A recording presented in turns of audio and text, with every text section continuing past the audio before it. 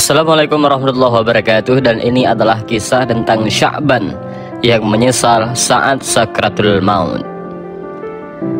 Dulu di masa Rasulullah Muhammad SAW, ada salah seorang sahabat yang bernama Sya'ban. Dan ketika beliau meninggal dunia, beliau mengucapkan 3 kalimat yang hanya Rasulullah sendiri yang tahu arti dari kalimat tersebut. Dan untuk itu, nonton video ini sampai selesai untuk mengetahui apa maksud dari 3 kalimat yang diucapkan oleh Sya'ban. Al-Kisah, ada seorang sahabat Nabi yang bernama Sya'ban radhiyallahu an. Beliau adalah seorang sahabat yang tidak menonjol dibandingkan dengan sahabat-sahabat yang lain. Ada satu kebiasaan unik darinya, yaitu setiap masuk masjid sebelum salat berjamaah, beliau selalu beriktikaf di pojok depan masjid. Beliau mengambil posisi di pojok bukan karena supaya mudah bersandaran ataupun tidur, namun karena tidak mau mengganggu orang lain dan tak mau terganggu oleh orang lain dalam beribadah. Kebiasaan ini sudah dipahami oleh Rasulullah dan sahabat-sahabat beliau, bahwa Sya'ban radhiyallahu an selalu berada di posisi tersebut termasuk saat sholat berjamaah. Namun suatu pagi saat sholat subuh berjamaah akan dimulai, Rasulullah Muhammad SAW mendapati bahwa Sya'ban tidak berada di posisinya seperti biasa. Nabi pun bertanya kepada jamaah yang hadir, apakah ada yang melihat Sya'ban? Namun tak seorang pun jamaah yang melihat Sya'ban radhiyallahu an. Sholat subuh pun ditunda sejenak untuk menunggu kehadiran Sya'ban. Namun yang ditunggu belum juga datang. Khawatir sholat subuh kesiangan, Nabi memutuskan untuk segera melaksanakan sholat subuh berjamaah. Selesai sholat subuh, Nabi bertanya, apa ada yang mengetahui kabar dari Sya'ban radhiyallahu an? Namun tak ada seorang pun yang menjawab. Nabi bertanya lagi, apa ada yang mengetahui di mana rumah Sya'ban? Kali ini seseorang sahabat mengangkat tangan dan mengatakan bahwa dia mengetahui persis di mana rumah Sya'ban radhiyallahu an. Nabi yang khawatir terjadi sesuatu dengan Sya'ban meminta diantar ke rumahnya. Perjalanan dengan kaki cukup lama ditempuh oleh Nabi dan rombongan sebelum sampai di rumah yang dimaksud. Rombongan Nabi sampai ke sana saat waktu afdal untuk melaksanakan sholat duha, kira-kira 3 jam perjalanan, dan sampai di depan rumah tersebut. Nabi mengucapkan salam dan keluarlah seorang wanita sambil membalas salam tersebut. Benarkah ini rumah Sya'ban? Tanya Rasulullah Muhammad SAW. Benar ya Rasulullah, saya istrinya, jawab wanita itu. Bolehkah kami menemui Sya'ban yang tadi tidak hadir saat salat subuh? Dengan berlinangnya air mata, istri Sya'ban menjawab, beliau telah meninggal tadi pagi.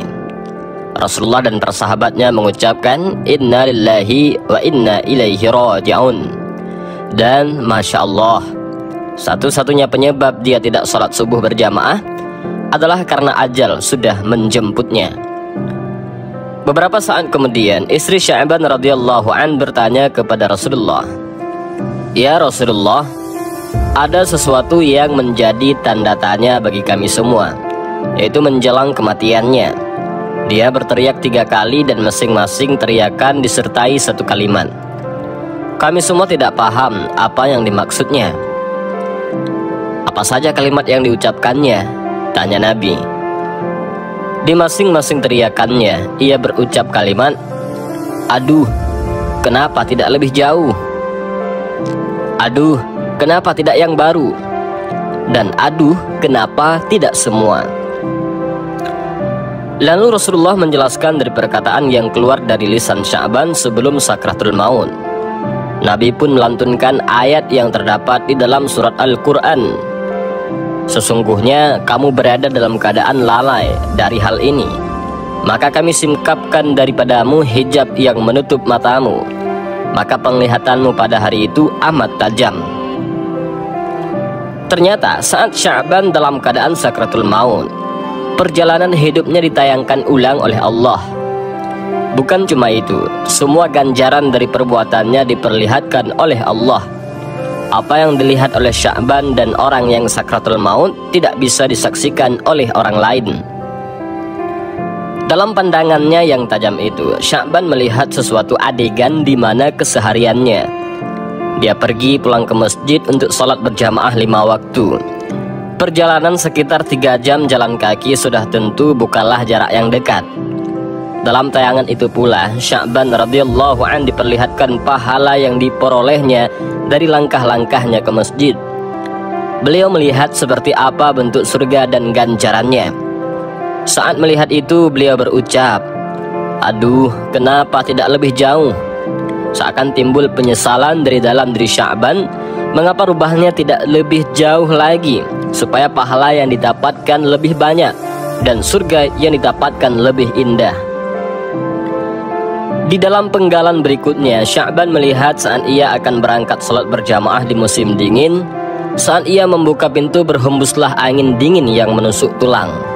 Dia masuk kembali ke rumahnya dan mengambil satu baju lagi untuk dipakainya. Jadi dia memakai 2 buah baju waktu itu. Sya'ban sengaja memakai pakaian yang bagus ataupun yang baru di dalam dan yang jelek di luar.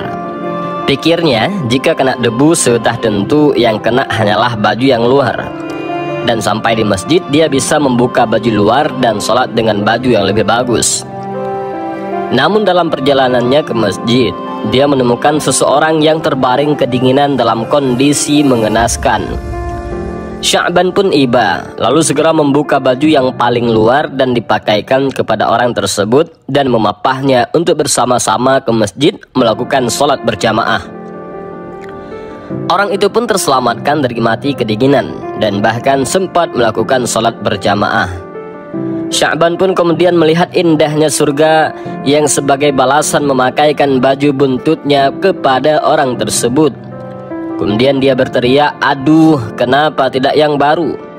Timbullah penyesalan di benak Sya'ban. Jika dengan baju buntut saja bisa mengantarkannya mendapat pahala yang begitu besar, sudah tentu ia akan mendapat yang lebih besar lagi seandainya ia memakaikan baju yang baru. Dan berikutnya, Sya'ban melihat lagi sesuatu adegan saat ia hendak sarapan dengan roti yang dimakan dengan cara mencelupkan dulu ke segelas susu. Ketika baru saja hendak memulai sarapan, muncullah pengemis di depan pintu yang meminta diberi sedikit roti. Karena sudah lebih 3 hari perutnya tidak diisi dengan makanan. Melihat hal tersebut, Sya'ban merasa iba.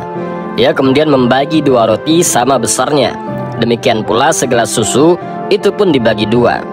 Kemudian mereka makan bersama-sama roti itu yang sebelumnya dicelupkan ke susu dengan porsi yang sama. Allah kemudian memperlihatkan ganjaran dari perbuatan Sya'ban radhiyallahu an dengan surga yang begitu indah. Dan ketika melihat itu pula, dia pun berteriak lagi, "Aduh, kenapa tidak semua?" Sya'ban kembali menyesal.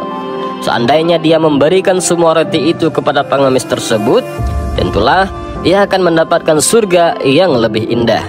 Dan Masya Allah, Sya'ban bukan menyesali perbuatannya, tetapi menyesali mengapa ia tidak optimal. Sesungguhnya semua kita nanti pada saat sakratul maut akan menyesal, tentu dengan kadar yang berbeda. Bahkan ada yang meminta untuk ditunda matinya, karena pada saat itu barulah terlihat dengan jelas konsekuensi dari semua perbuatannya di dunia. Mereka meminta untuk ditunda sesaat karena ingin bersedekah, namun kematian akan datang pada waktunya. Tidak dapat dimajukan dan tidak dapat diundurkan.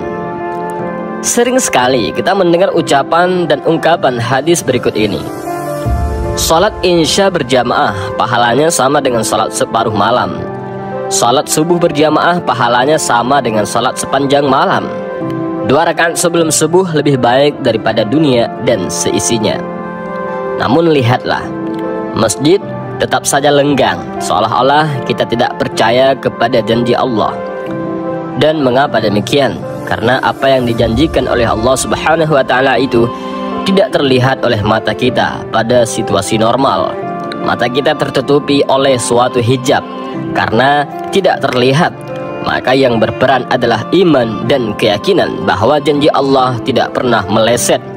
Allah akan membuka hijab pada saatnya, saat ketika nafas sudah sampai di tenggorokan. Sya'ban radhiyallahu an telah menginspirasi kita bagaimana seharusnya menyingkapi janji Allah tersebut. Beliau ternyata tetap menyesal, sebagaimana halnya kita pun juga akan menyesal nanti. Namun, penyesalannya bukanlah karena tidak menjalankan perintah Allah. Penyesalannya karena tidak melakukan kebaikan dengan optimal. Dan sudahkah kita semua berhitung, siap menghadapi apa yang akan pasti kita hadapi, yaitu sakratul maut? Atau masih sibukkah kita dengan urusan dunia yang pasti akan kita tinggalkan? Dan semoga kita semua selalu bisa mengoptimalkan kebaikan-kebaikan di setiap kesempatan. Inilah video singkat, mudah-mudahan ada manfaat. Wallahu a'lam bishawab. Assalamualaikum warahmatullahi wabarakatuh.